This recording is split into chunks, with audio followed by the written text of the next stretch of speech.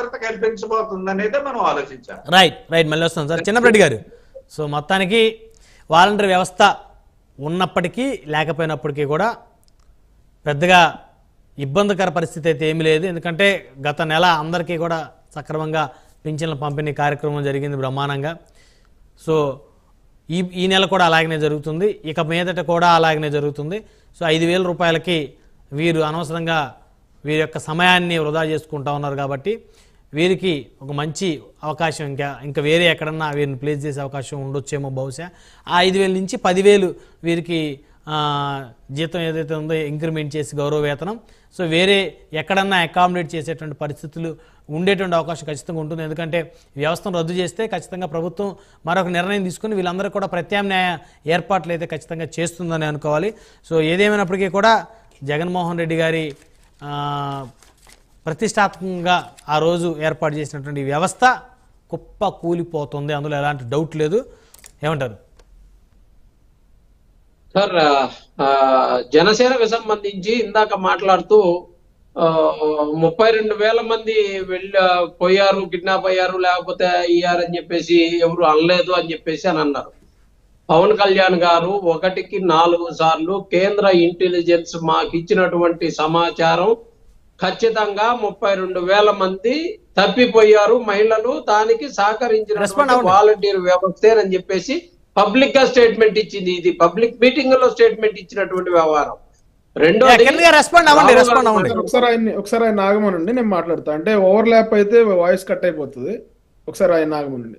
నేను అదే చెప్తా ఉన్నా, మీరు సబ్జెక్ట్ అర్థం చేసుకోండి, నేను చెప్పిన కాంటెక్స్ట్ అర్థం చేసుకోండి, పవన్ కళ్యాణ్ గారు చెప్పింది అర్థం చేసుకోండి. మీరు అర్థం చేసుకోరు, మీకు తెలీదు. జగన్మోహన్ రెడ్డి గారు ఏ స్క్రిప్ట్ ఇస్తే ఆ స్క్రిప్ట్ చెప్తారు. మీరు చెప్పేది నేను క్లారిటీ ఇస్తాను, దానికి ఒక నిమిషం ఆగండి. మధ్యలో మాట్లాడితే ఓవర్లాప్ అయితే వాయిస్ వినపడదు. పవన్ కళ్యాణ్ గారు ఏం చెప్పారంటే వాలంటీర్ల చేత డేటా కలెక్ట్ చేయించారు, వాలంటీర్లను ఇంటింటికి పంపించి ఫార్మ్స్ తో డేటా కలెక్ట్ చేయించారు. దానివల్ల ఏమైందంటే ఆ డేటా అనాథరైజ్డ్ హ్యాండ్స్ లోకి వెళ్ళిపోయింది. ఆ డేటాని ఎక్కడ పెట్టారు అంటే మీరు చెప్పరు, ఆ డేటా ఎక్కడుంది అంటే మీరు చెప్పరు, ఆ డేటాని ఎవరు మెయింటైన్ చేస్తున్నారంటే మీరు చెప్పరు. కానీ మీరు కలెక్ట్ చేయించిన డేటా పంచాయతీ ఆఫీసుల్లోనో మండల ఆఫీసుల్లోనో అలా రోడ్డు మీద లేకపోతే ఎక్కడెక్కడ చిత్తు కాగితాల్లాగా పడేసి ప్రజలకు దొరుకుతాయి, మా పార్టీ వాళ్ళకి దొరుకుతాయి.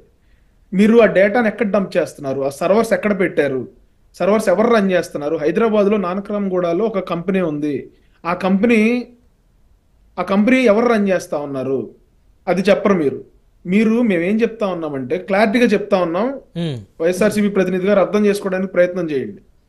మీరు వాలంటీర్లు తప్పు లేదు ఇందులో, వాలంటీర్ల చేత మీ పార్టీ డేటా కలెక్ట్ చేయించింది, ప్రజల డేటాని, వ్యక్తిగత డేటాని, భద్రతగా గోప్యంగా ఉండాల్సిన డేటాని మీరు కలెక్ట్ చేయించారు.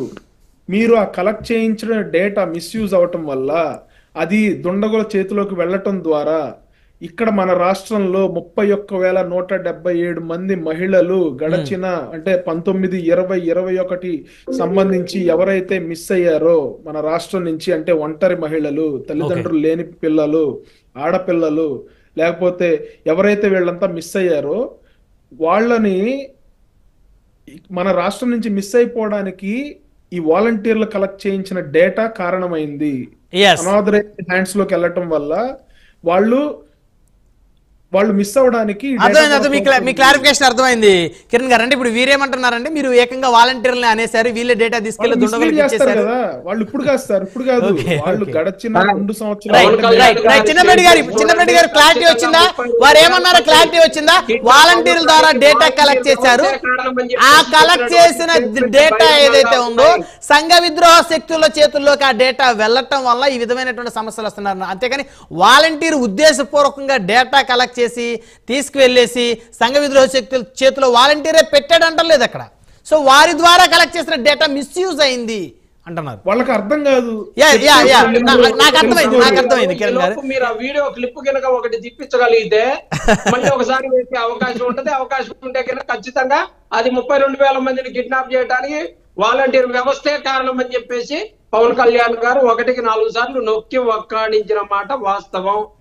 రెండోది మీరు వీడియో ఉంటే చూపించండి. తెలుగుదేశంకి సంబంధించినటువంటి రాము గారు మాట్లాడుతూ మీరు ట్విస్ట్ చేయొద్దు.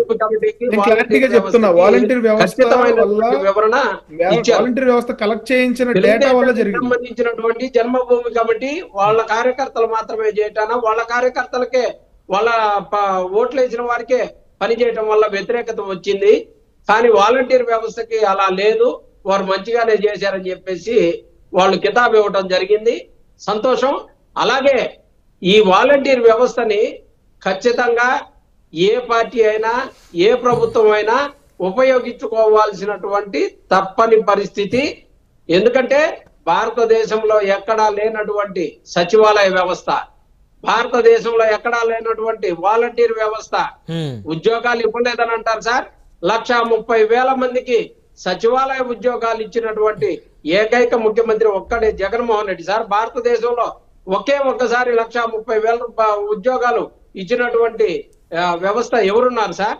ఈ రోజు వాలంటీర్లని 2,50,000 మంది ఎవరింటి దగ్గర వాళ్ళ యొక్క పనితనాన్ని వాడుకోకపోతే వాళ్ళందరికీ ఒక అవకాశం కల్పించాలి.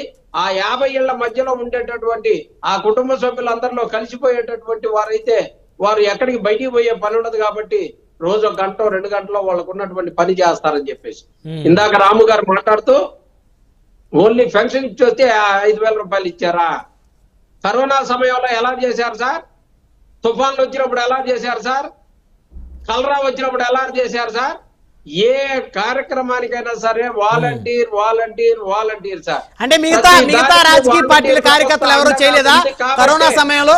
కరోనా సమయంలో మిగతా తెలుగుదేశం కానీ బీజేపీ కానీ జనసేన కానీ వారి పార్టీ కార్యకర్తలు విస్తృతంగా సేవలు చేయలేదా? ఓన్లీ వైసీపీ వాలంటీర్ వ్యవస్థ మాత్రం పనిచేసింది, ఇంకెవరు చేయలే సార్? నేను వైసీపీ చేసిందనేమో లేకపోతే పార్టీలు చేసి నేను చెప్పలే.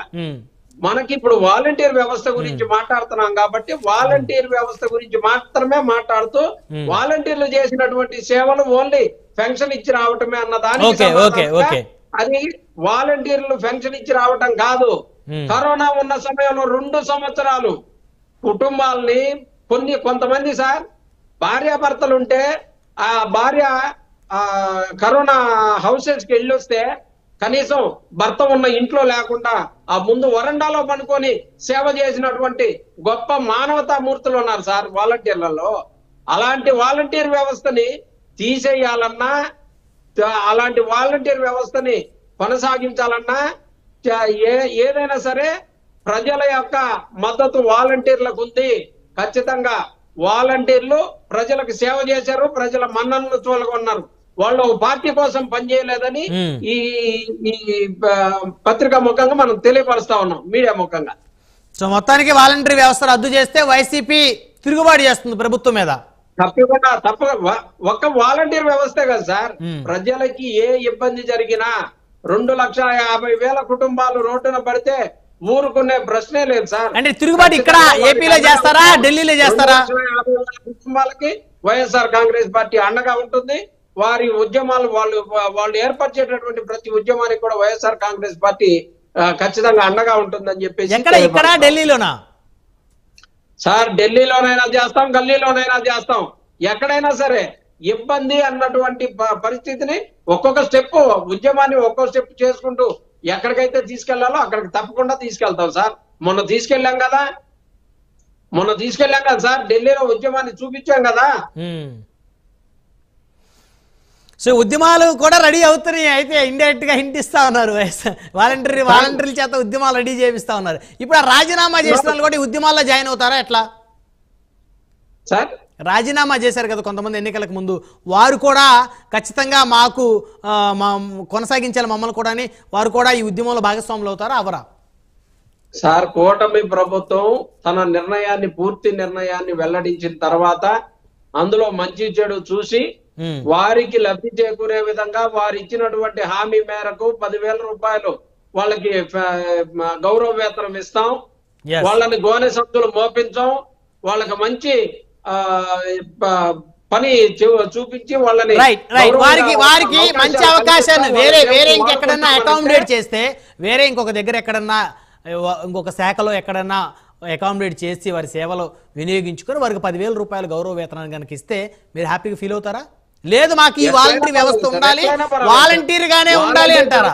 పనిచేసిన వాళ్ళకి గుర్తింపుగా ఏ శాఖలో వాడుకున్నా సరే, ఏది చేసినా సరే వాళ్ళకి 10,000 రూపాయలు ఇస్తామన్న ప్రకారం 2,50,000 మందికి ఇచ్చి తీరాలి. ఇచ్చే విధంగా ప్రభుత్వం నిర్ణయం తీసుకోవాలి, లేకపోతే ఖచ్చితంగా తగిన ఉద్యమాలు జరుగుతాయని మాత్రం చెప్పగలరు. రైట్ కిరణ్ గారు.